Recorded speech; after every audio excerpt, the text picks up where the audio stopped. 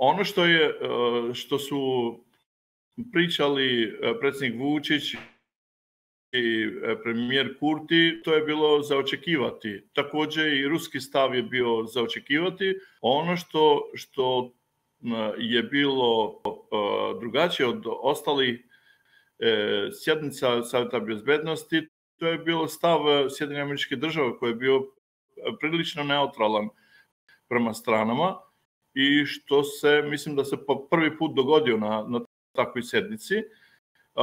Stav Velike Britanije je bio više sklon Kosova, a Francuska je negdje između Britanije i Sjedinjenih Američkih Država. Tako da to je jedina novost od onoga što se zbivalo prethodno. I druga stvar jeste da po prvi put predsjednik Vučić i premijer Kurti su bili otvoreno na ovoj jednoj debati koju mogu da vidi cijeli svijet.